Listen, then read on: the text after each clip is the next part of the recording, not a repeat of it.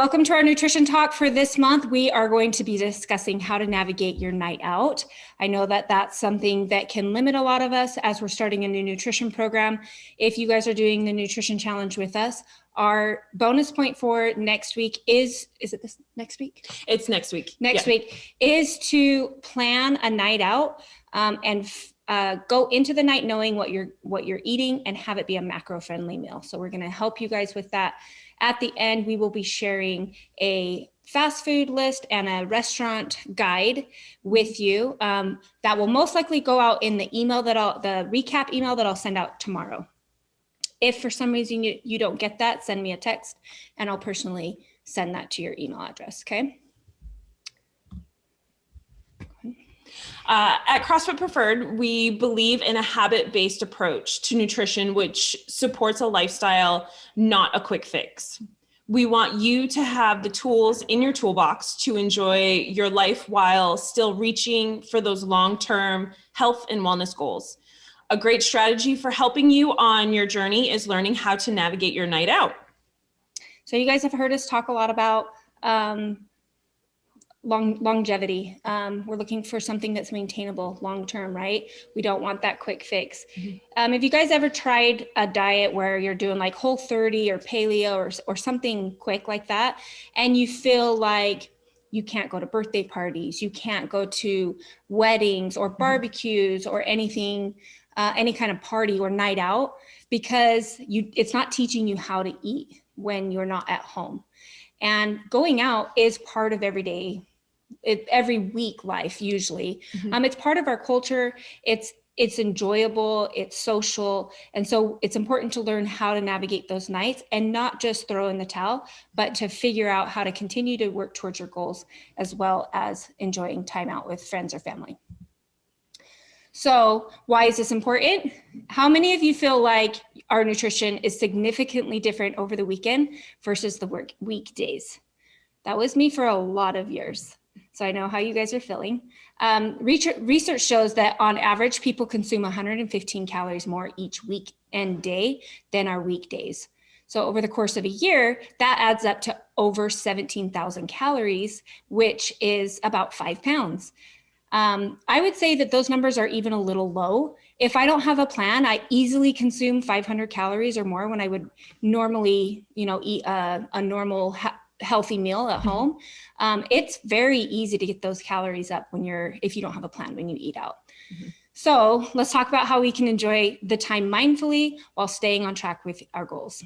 So in this nutrition talk, we're going to talk about navigating your night out, specifically looking at 4 settings you may find yourself in on any given weekend.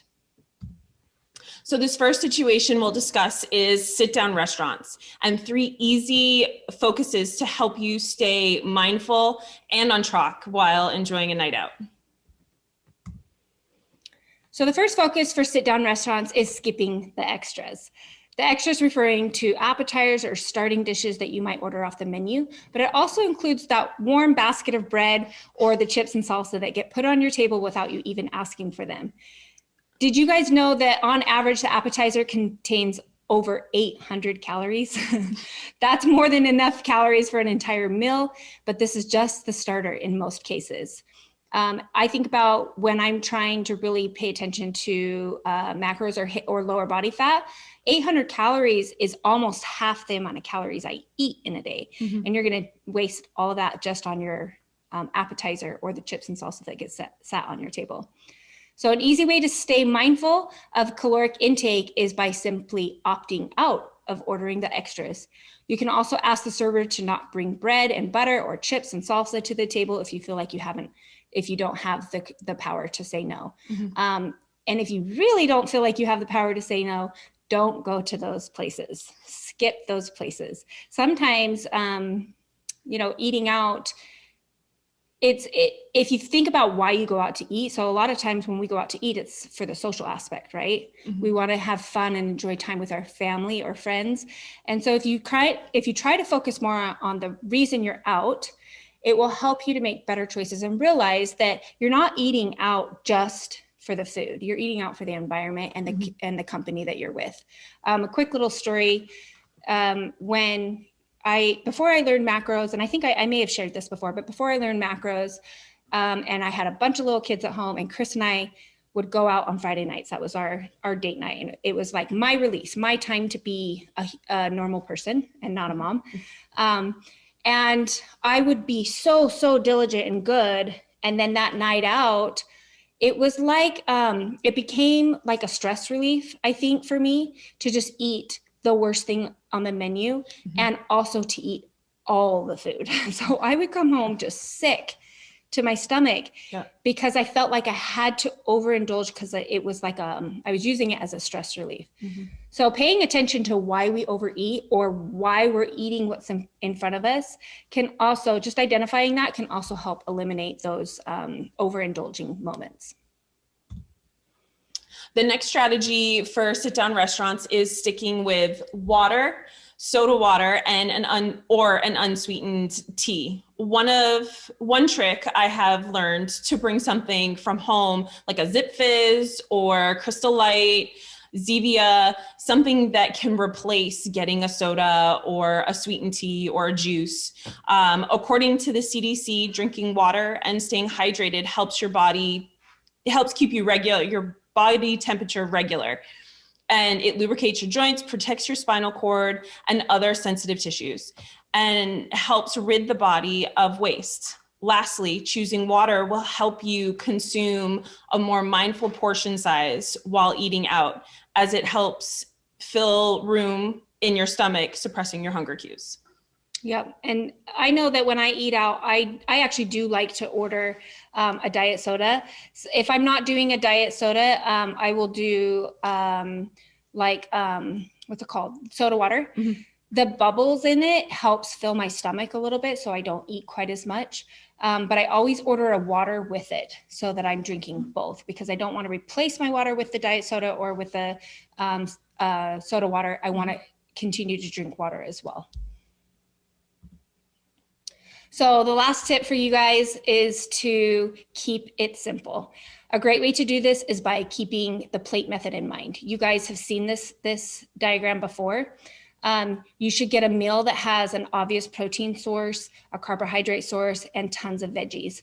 You don't really need to plan on ordering a fat, because a lot of times our foods are cooked in fat that we don't know about. And so you can generally account for 5 to 10 grams of hidden fat in your meals.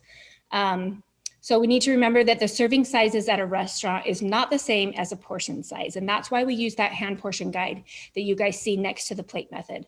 So a serving size is a standard amount of food used to quantify recommended amounts. This is what you can find on a nutrition label. But a portion size is the amount of food you choose to eat, which may be more or less than the serving size. So sometimes you guys will hear those two words interchangeable, but they don't mean the same thing. So it's super important to understand the difference.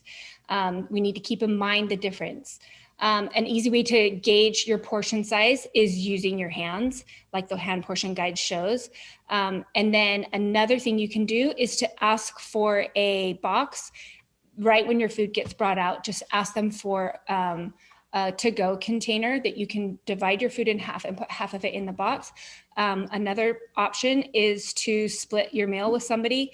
One of the things Chris and I always do, because we do like to eat out, and we generally eat out 1 to 2 times a week, we always share a salad and an entree so that we are getting those greens in. We always ask for the dressing on the side so we can control that. But that way we're still able to enjoy the foods like a burger and fries or something that we would normally not make at home, but we're only having half of it, and we're not forced, but like we tend to eat more when we have more food on our plate. So if we divide it in half from the get-go, we do a little bit better of working on those portion sizes when we eat out.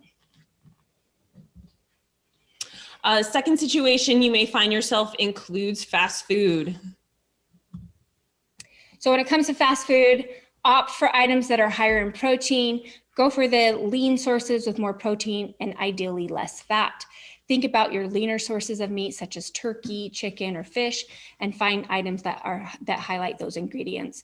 A couple places that come to mind for me are sometimes we'll go to Rubio's and I'll get the grilled fish tacos. We go to Chick-fil-A and I'll get the grilled chicken sandwich. Chipotle is another place that we will go pretty often. Salad and Go is another to-go place for me that I hit up. But if you can find a few places that are staples for you, that you feel like have those healthy options, because there are going to be times where you can't plan, something comes up and you can't eat at home. So knowing those few places that you can hit, that you know you can order something healthy, is really going to help save you from just throwing in the towel and giving up. The second thing to consider when stopping at a fast food establishment is choosing grilled option over their fried foods. McDonald's, the fried buttermilk crispy chicken sandwich has 600 calories with 29 grams of fat. Of that fat, it has almost 25% of the daily value for saturated fat, which is based on a 2,000 calorie diet. The grilled chicken counterpart is about 380 calories with 7 grams of fat, and less than half the amount of saturated fat. Choosing grilled options is an easy way to minimize calories as well as fat. There are many fast food restaurants out there that offer low calorie food items. Chick-fil-A, like Tiersa was saying, they have the grilled chicken sandwich and other great choices. And then at the end of all this, we'll email you also a list of all the restaurants that have the healthier versions too. Yep. The other thing that you guys can ask yourself is, what do you really care about? When I order a grilled chicken sandwich at Chick-fil-A, I'm not going to lie, Chick-fil-A fries are my favorite. Yeah. Like, they're the best. Waffle fries, love them. And so what I will do is I will wrap that chicken sandwich in lettuce, and they actually do like a good amount of lettuce. Like, it's pretty thick. Yep. So I'll wrap that thing in lettuce, skip the bun so that I can have the fries, because I would much rather waste my carbs and fat on that than the bun. I do the same thing. So just ask yourself, what do you care most about? So the last strategy when facing fast food is focusing on healthy side options. Over the years, fast food places have made an effort to offer additional sides that highlight a lighter calorie intake. And these sides include fruits or yogurts, veggies, or salads. Like I've noticed at Chick-fil-A, they offer side salads. If you do choose to stick with more traditional sides though, like the French fries, try ordering a kid's size or a small, so that you are forced to have portion control there. Not only will that save you on calories, but you'll have some money in your pocket as well. Situation number 3 is food truck experience. So just the other night, Chris and I went out with some friends and we were in Queen Creek. And have any of you guys been to the Queen Creek food trucks? Because there's about 30 of them that park in the dirt parking lot on, I think it's Ellsworth and Ocotillo, or Queen Creek area. Anyways, we drove past those, and man, it really is a phase. It's popular right now. So what we recommend doing is, when you get there, I want just scanning all the trucks, go around, look at all the different menu items, and then try and find something that has like a bowl of some sort or an obvious protein vegetable source. That way you can easily identify what's my protein, what's my carb, and what's my fat, and be more mindful of portion sizes. A favorite and easy go-to is like a taco truck, or like I said, some kind of bowl with a protein and some kind of vegetable on it. And I know that doesn't sound so fun. And if you really want to have something that's super, like, not even close to hitting your macros, then I would recommend ordering one thing for like the group of you to try. And that way you can have part of it, but don't make that your main meal. Yep. The second strategy when navigating food trucks is to eat with a fork. Eating with a fork, even when consuming options like wraps or pitas, found that it allows you to fill up on nutrient-packed filling rather than the carb-loaded vehicle. An observation that took place in New York at a Greek food truck restaurant. Sorry, she can't say this next word. It's euros. I have a really hard time saying it. I tried a couple times today and it kept coming out wrong. tested this out with a euro. They found that simply choosing a fork cut out close to 300 calories and 33 grams of carbs. Another study found that when people were given chocolate cake to eat with a spoon, they ate more than with the fork. The spoon users, according to the author, found that people who ate chocolate cake with a spoon developed taste gradually, and this tendency made them eat more as they thought they were eating in a smaller quantity. Those who ate with a fork ate less, and they instantly developed the taste and ate less cake. So that was really interesting to me. I'm like, why would you eat less with a fork? Like, that's so weird. But then I was thinking about it, and a fork has space between the prongs. So the flavor is going to hit your tongue a lot earlier than if you were using a spoon. And then Megan was saying with the spoon, you can really I can put a lot on a spoon. Yeah. So that makes sense. I'm going to try that. Yeah. I'm going to try using a fork the next time I get dessert for sure. So the last strategy to consider when visiting a food truck is to purchase your food, but eat it away from the food truck area to help you better listen to your hunger cues. The most important thing you can do to assure you are following your natural patterns of hunger and fullness is to tune into them. Listening to your body, making sure that you're listening to when you're starting to feel full. Drinking water while you're eating is also going to help fill that stomach a little bit faster. And just being more mindful of your portion sizes.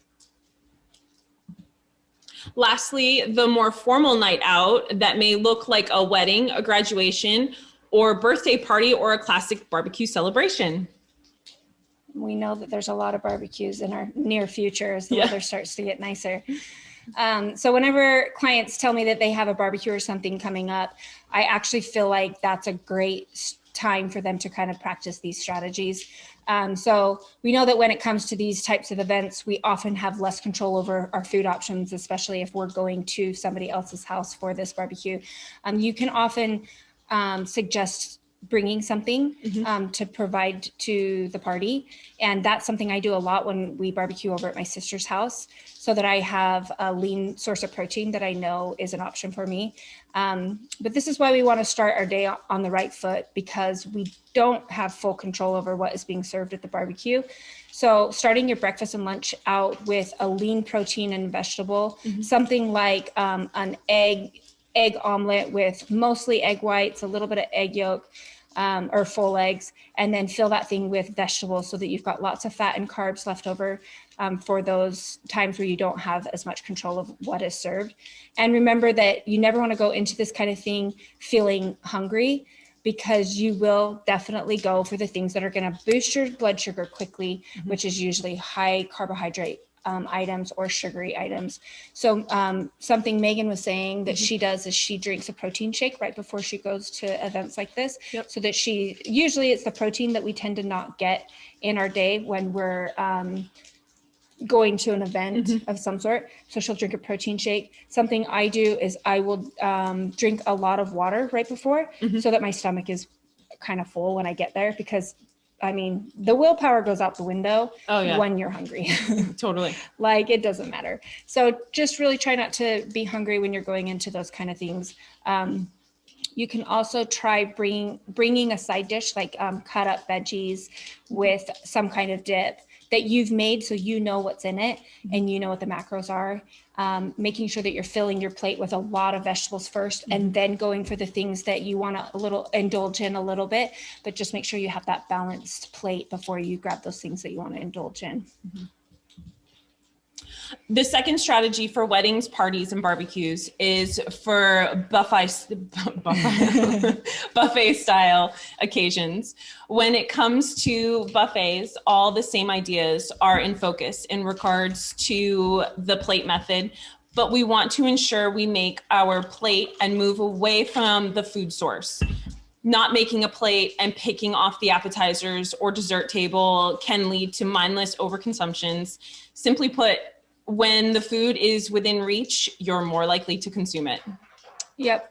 So just making sure that you're following that plate method, getting in Buffets are pretty simple because they are compartmentalized as far as like what kind of foods you have. So it should be pretty easy to identify your carbs and your protein. Yep. And like I said, the fat kind of is all in there as you go, or saving some of that for the dessert table. But try eating your entree fully before you go to the dessert table, so that you may choose less things when you go over to the dessert table. Yep. So the last strategy for parties focuses on alcohol.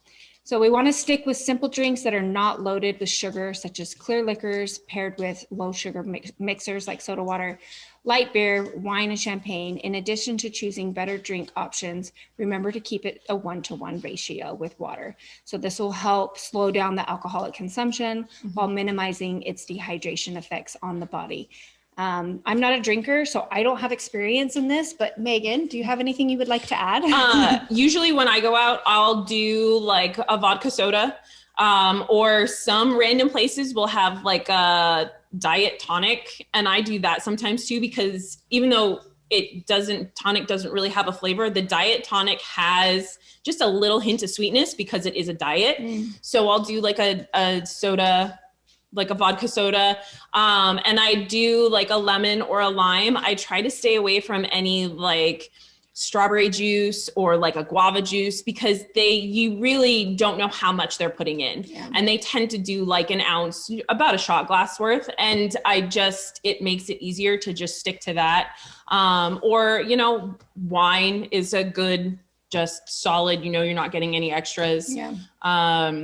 Beer, I don't like light beers. I'm an IPA. I like IPAs. So if I know that I'm going to go somewhere and I know I'm going to have a good beer, I will make sure to leave that extra room for it, because the higher the percentage of alcohol in something like an IPA, it tends to have more carbs in it. So, yeah. Well, and you're tracking alcohol differently than just looking at how many calories are in it. And if you guys don't know how to do that, we'd be happy to teach you. But basically, you can track alcohol as a carb or a fat, or depending on what you have room for. So that's kind of nice. Just eating high protein throughout the day is going to give you a little bit more room to enjoy that. With the White Claws, you can scan a White Claw and it tells you that there's only 2 carbs, it's not true. You do it by the calories. And we can send all the information out. But a lot of people who, drink White Claw and stuff like that, they're like, it's only 2 carbs. It's not. Well, so. and if you go on our Instagram, we posted about it. It's probably been a couple months, but there is a post about how to track alcohol on there. But if you guys can't find it, just let us know. We can send it over to you pretty easily. So during this nutrition talk, we've talked about 3 strategies for 4 different scenarios you may face when enjoying a night out. Remember, we want you to feel confident to make the best options for your health and wellness goals while still enjoying the best part of your life. Stick to these tips and you'll have no issues navigating your night out. Now it's your turn. If you guys have downloaded the strategy guide that we sent out in the email, you guys are going to take some time to plan 4 events you have coming up and make a plan for those events going into it, so you feel confident and sure that you can take some of these tips and apply them. If you need any help, we are happy to help you out with any of those as well. We will be emailing out the fast food guide and chain restaurant guides that will help you guys make a plan for your night out. But as always, you can ask us and we can help you as well. We really appreciate you guys taking the time out on Monday night to come and join us. And we will be doing these every month. So if you guys have suggestions on things you would like to hear from us, we're happy to take those suggestions as well. I'm going to unshare my screen and look at some of the questions you guys have answered and see if there's anything we didn't cover.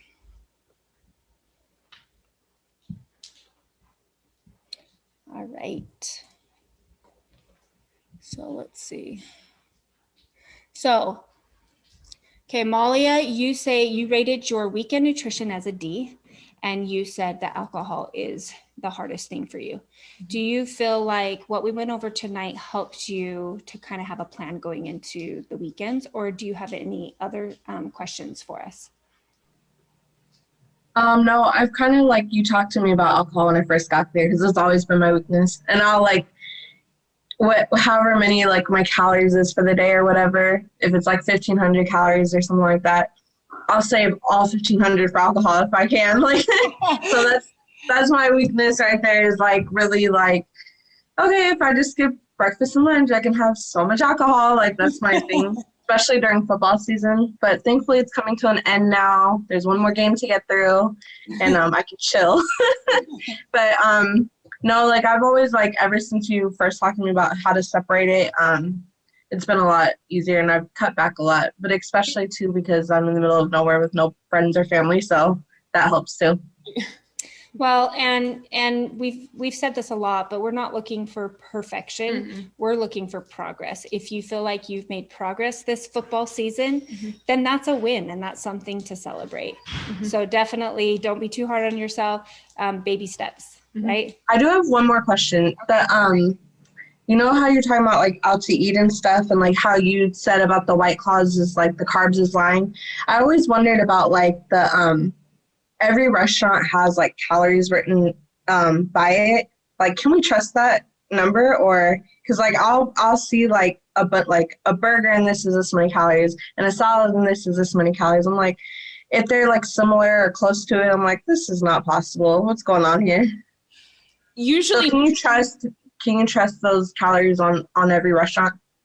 yeah, usually with restaurants like that, especially chain restaurants, if someone told me, I don't know how accurate this is, but someone said if you have a chain restaurant and they have so many, like a certain number, past that certain number, they have to have their nutrition facts on their website. Yep. So like the Habit, I think In-N-Out, there's a bunch. Chipotle, that's one of the reasons I go to Chipotle, is because on their website, it is so easy to click every single thing that you would normally put in like a salad or a burrito.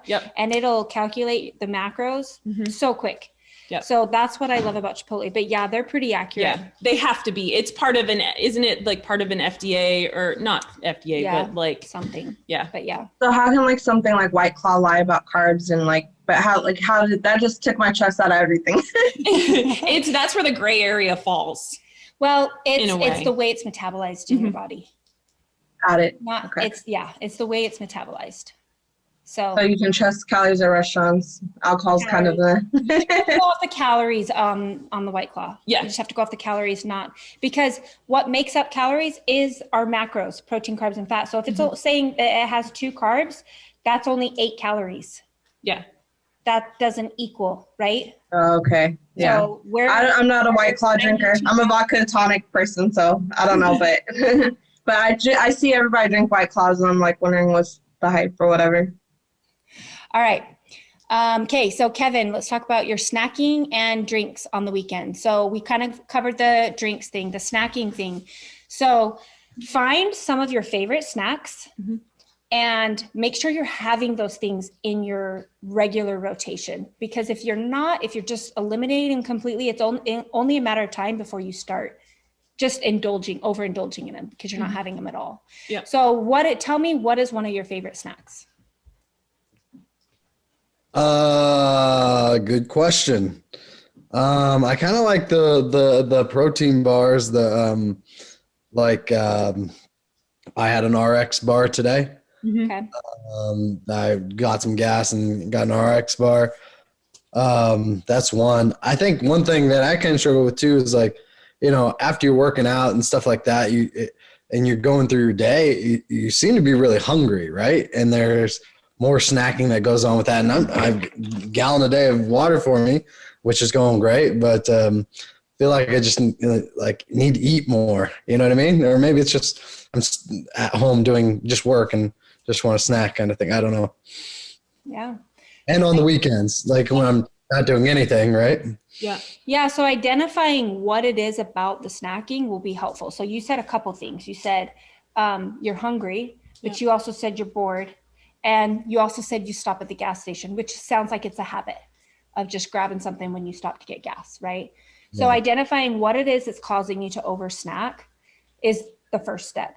The other thing you can look at is, are you eating enough food? Are you under eating? And so you're feeling really hungry, which makes it really hard to make good choices later in the day. So I'll take a look at your macros and your calories. And if you're under eating, then we can adjust that a little bit, because we do want to see progress, but if you're under eating too much, you're going to hit a plateau, and your chances of falling off the wagon on the weekends are going to be a lot higher.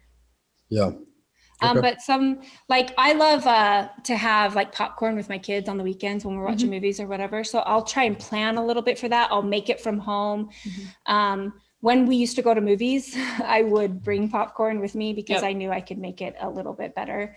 The Boom Chicka Pop is like one of my favorite things. So I'll measure that out, and just, it takes some willpower, but you can have those things. You just have to plan a little bit. I have Chex Mix a lot. Oh, I love Chex Mix. Yeah, I have like Chex Mix. I buy, my all-time favorite is a Cajun peanut mix. And then I take the bold Chex Mix and I mix it all together in a giant bowl, and I have it set. It's my husband's snack during the day. And when I eat my salad in the afternoon, I weigh out, like, it's not a lot, but I weigh out like 10 grams. And I eat 10 grams of it. And it's not a lot at all, but it's enough for me to have that fill. And then I don't feel like I need to binge on it because I've wanted it all week. And then finally it's Saturday and I'm like, okay, I'm gonna do it. So, you know, it helps just a little bit each time, and being able to get your body used to having just that little bit and then being able to walk away. And it gives you confidence too. Like it really does when you stick to that kind of stuff.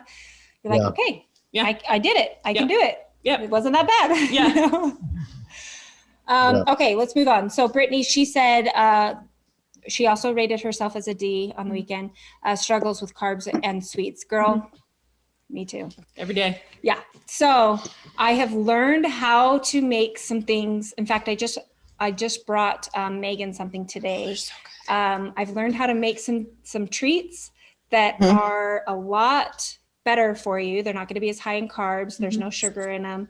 I'll bring you, are you going to be at the gym tomorrow? Yeah. Yeah, I'll be there tomorrow. I'll bring you a cookie. Nice. So I'll start sharing more ideas, more like sweet treat ideas. So what I'll do is I'll make, there's these coconut cashew balls, like protein balls that I absolutely love. They're amazing. And I'll put them in the freezer and I'll just have one at night. So my after dinner treat. And then I just new cookies. They're Almond Joy cookies, and they are so good. Yeah. That sounds good. And so I just made those, and I brought Meghan some. I had one this afternoon. I'll probably have another one tonight. So they're just lower in carbs. And then that gives me like something to have. Now I am still going to have, like, if we go to family dinner or if we go like out with friends and there's dessert, like, I'm not going to lie, like, I'm going to have some. But I won't have all of the stuff. Like, I'll make sure I'm sharing, or I'll do a portion size. I try and focus on portion sizes when I know it's going to be a little bit higher in sugar or carbs. Yeah, that makes sense. And that, I think for me, that's the hard part, is like control. So that's why usually I like try to buy stuff where, like, if it's the whole pack. Gizmo, I'm sorry, my dog's growling at our puppy. So I feel like I have to buy stuff where it limits me. So if I look at the whole package, because I'm the type that would eat the whole package. And so I have to find stuff that overall I'm like, okay, if I eat this whole thing, it's not going to be, you know what I mean? It's not going to be the end of the world, or it's something that can still fit within my macros. There's another treat that I used to have every night that I haven't had for a while. It is, you can buy them at Fry's. They're called Mighty Muffins. And they're like a chocolate, it's a chocolate protein muffin thingy. Yeah. But so Really? I do half of it, and I mix it with a little bit of water and stick it in the microwave for like 18 seconds. And it makes like this lava cake. It's so good. And then I buy the Dreyer's slow churn ice cream because it's a lot lower in fat and carbs. And I'll do one serving of the Dreyer's slow churn ice cream. And it's a lava cake with ice cream. It so totally good. does it. What? So That's good. awesome. Yeah. Yeah, I gotta take a picture of it. I have one in my pantry. I'll take a picture of it and I'll send it over to you. So it's just a powder that you pre-made, and then you... Yeah, so you just add water and like make it a little like a paste, and then you stick it in the microwave for like 8 seconds, and it turns, so undercooked it just a tiny bit. So yummy. That's nice. Yeah, I want that. That's the type of stuff I need. Yeah. I buy the Dannon Light and Fits, and those are good too. I take a half of a G2G bar, and I take shredded coconut and a scoop of powdered peanut butter, and I mix it all together. and it's like Oh. keto Ooh, that in. sounds good. It is so good. I know. Now you're over here making everybody all hungry. Yeah, I need to try that. it's really yummy, and like I want the lava cake. keto with the. Yeah, man, that sounds good too. Or I ended just up like getting Dynamite Fits with whipped cream on it. I Yeah, do that's that really too. good too. Oh, yeah, because actually, I was just texting Amy too. I didn't realize that there could be so much. Like when I was looking at my food, I had like this cauliflower pizza that I'm about to eat, but then she showed me hers, and there was just so much more like variety to it. Yeah. Amy and And I was Bridie?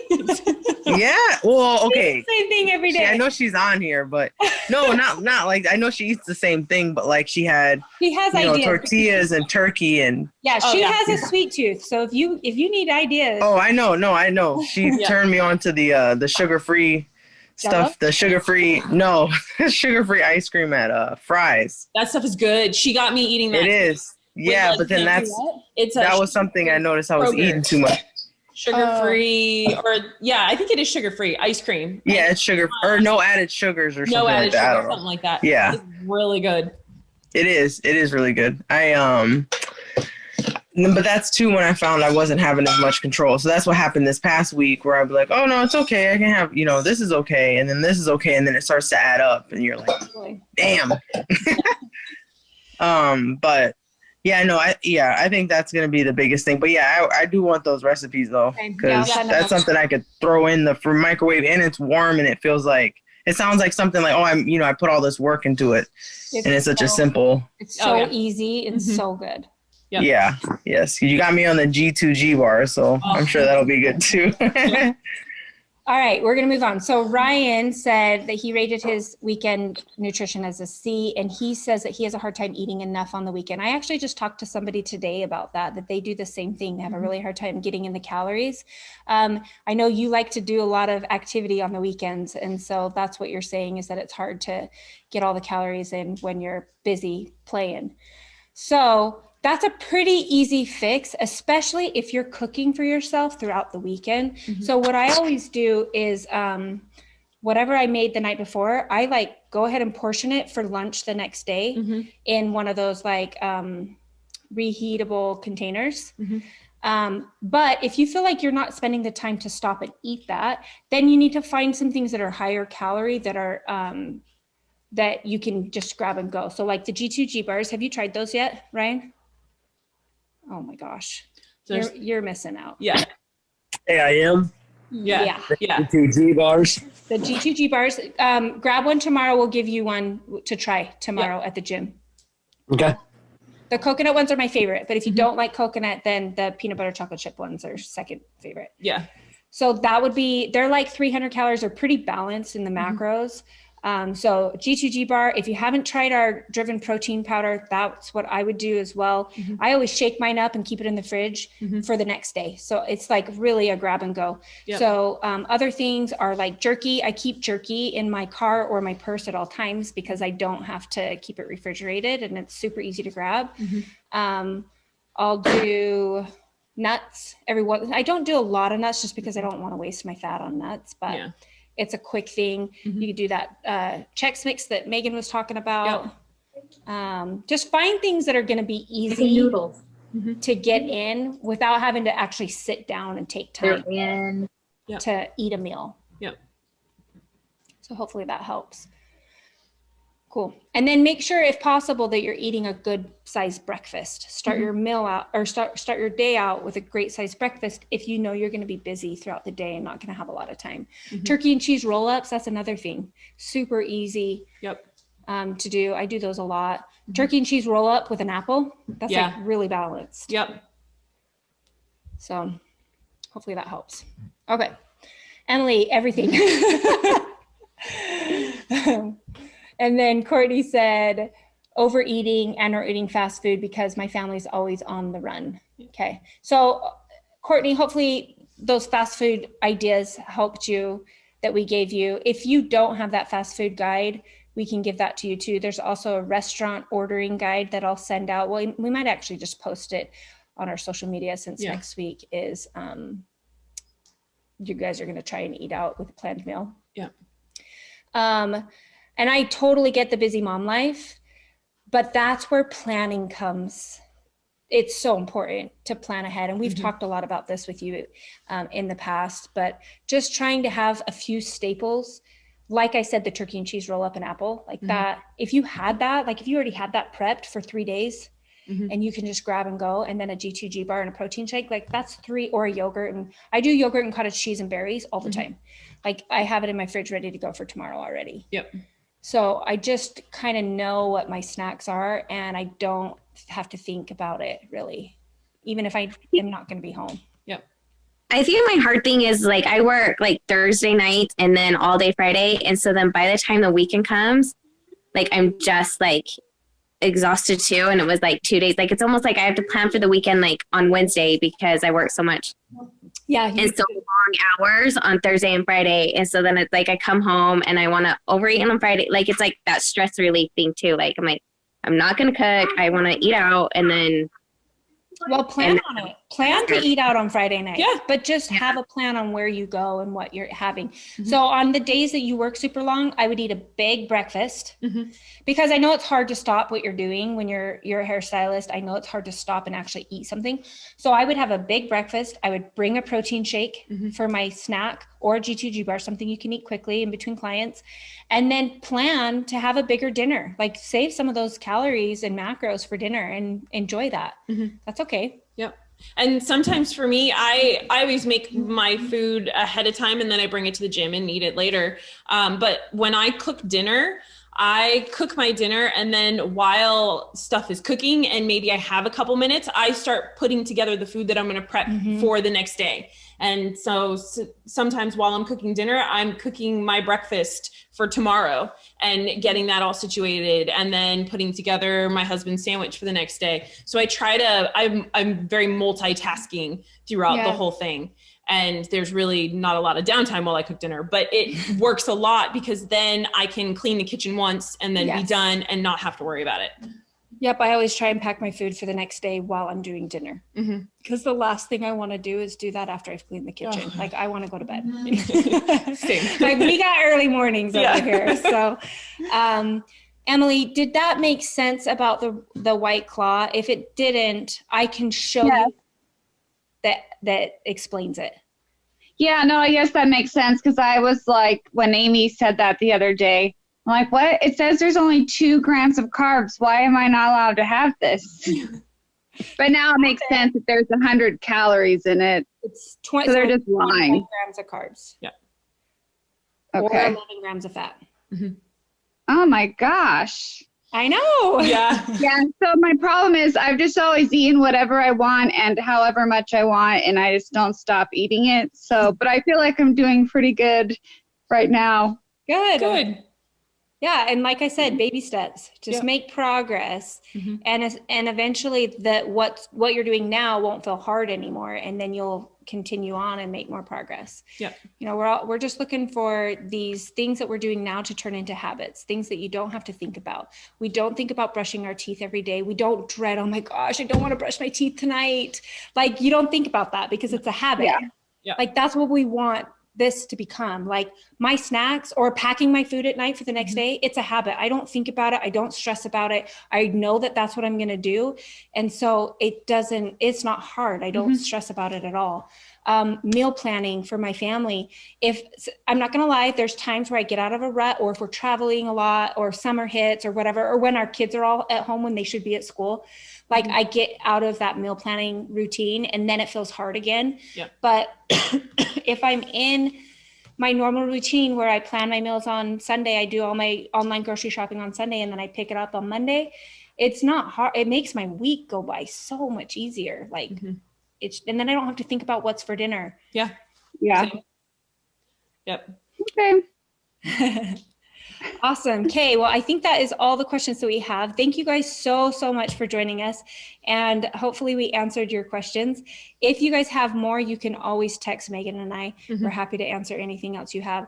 And we want to see and hear about your 4 event nights out that you guys are going to plan. And we want to hear how they go. So make sure and keep us in the loop. Okay. All right. Thanks, guys. We will see some of you tomorrow and some of you not. Malia, it was so good to see you. I found a CrossFit gym here. Yay! That's awesome. Yeah, I got plugged right in as soon as I got here. Good. Good. That's awesome. Sounds like you're on a great path. Yeah. Good seeing you. Yeah, you too. Okay, Bye. we'll talk to you guys later. Guys, Bye. Bye.